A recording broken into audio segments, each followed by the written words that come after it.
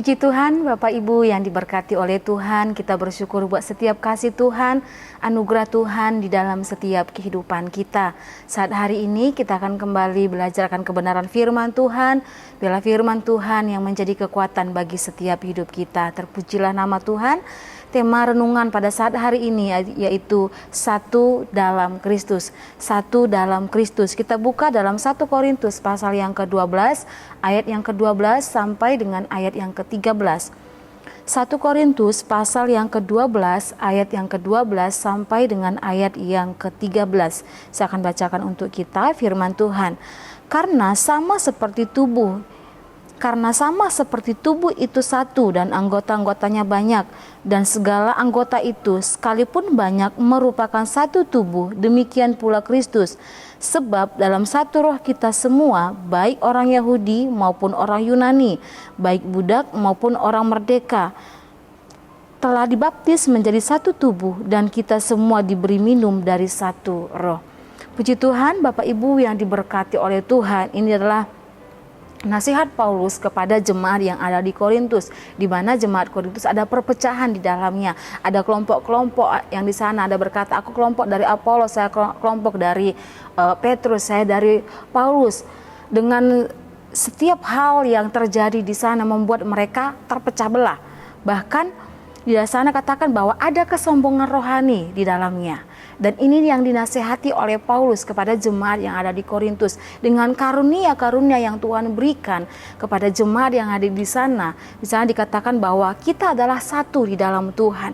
Semua karunia itu, kalau Bapak Ibu baca keseluruhan dari pasal ini, di ayat yang pertama ada sana katakan rupa-rupa karunia Roh Kudus. Itu diberikan oleh Allah untuk memperlengkapi jemaat. Untuk memperlengkapi jemaat yang ada di Korintus. Tetapi dengan karunia itu yang Allah berikan kepada mereka membuat ada perpecahan. Karena ada yang sombong rohani, ada yang minder, ada yang merasa tidak berharga, ada yang merasa lebih dari orang lain. Dan ini yang dikatakan oleh Paulus bahwa kita semua adalah satu di dalam Tuhan. Paulus mengingatkan bahwa tidak ada status tinggi dan rendah dalam tubuh Kristus. Mereka semua adalah satu dalam Kristus. Tidak ada perbedaan, tidak ada tinggi dan rendah, tidak ada orang yang paling hebat, tidak ada orang yang paling rendah di antara mereka. Tetapi di sana dikatakan kita semua adalah satu di dalam Tuhan. Semua itu diberikan oleh Allah untuk memperlengkapi jemaat, untuk bersama-sama bertumbuh di dalam Tuhan, untuk bersama-sama dewasa di dalam Tuhan. Bapak Ibu yang diberkati oleh Tuhan, dalam kehidupan kita pun, dalam persekutuan kita di dalam Tuhan, kita adalah satu di dalam Tuhan. Tidak ada perbedaan baik dia orang kaya, baik dia orang miskin, baik dia kulit hitam, kulit putih. Semuanya adalah sama di hadapan Tuhan. Dengan kepercayaan yang Tuhan beri, dengan karunia-karunia yang Tuhan beri, itu dibutuhkan untuk memperlengkapi setiap jemaat Tuhan. Untuk kita bersama-sama bertumbuh di dalam Tuhan. Bapak Ibu yang diberkati oleh Tuhan, kita merupakan satu kesatuan yang memiliki arti adalah berbeda tetapi satu. Berbeda tetapi satu.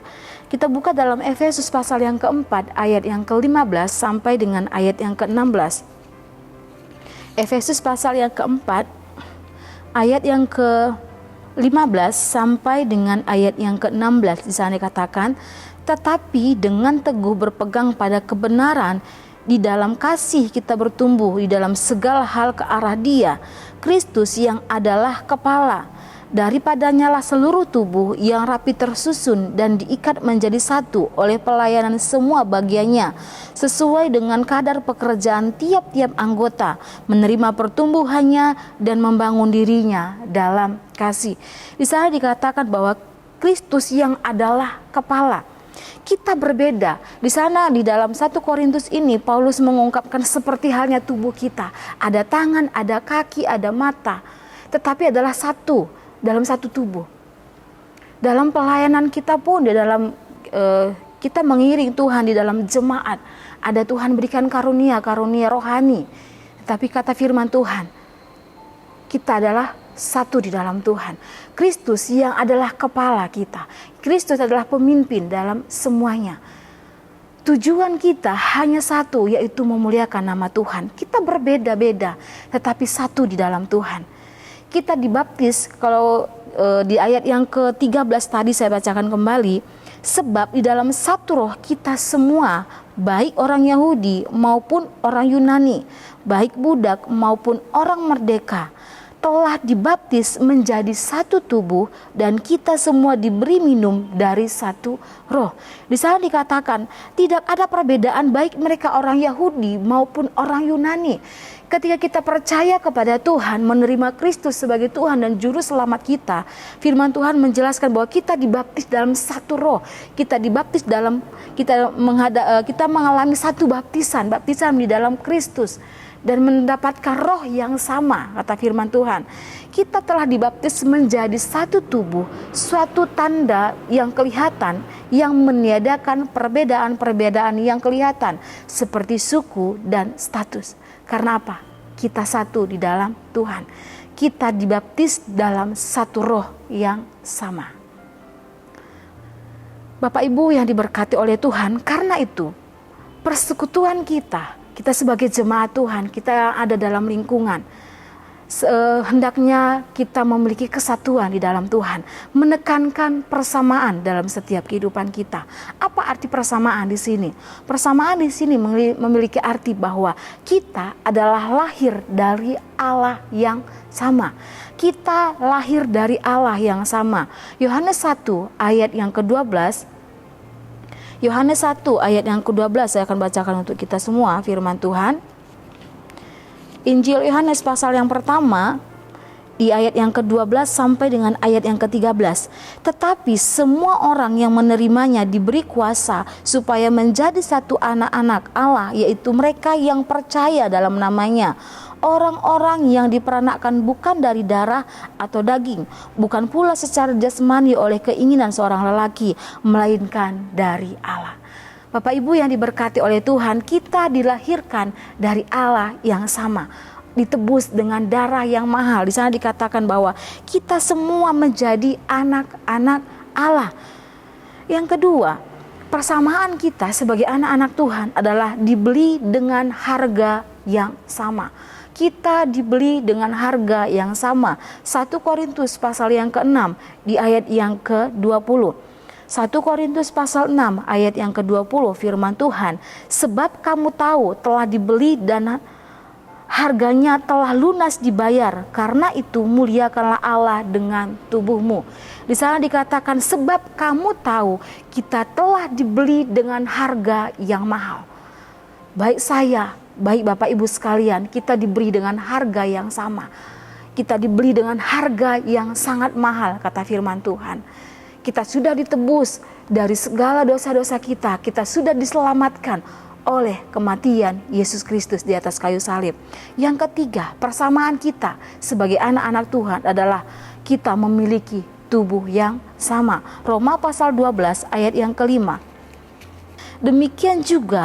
Demikian juga kita walaupun banyak adalah satu tubuh di dalam Kristus, tetapi kita masing-masing adalah anggota yang seorang terhadap yang lainnya. Di sana katakan firman Tuhan, kita adalah satu tubuh, sama-sama satu tubuh di dalam Kristus. Yang keempat, apa yang menjadi persamaan kita?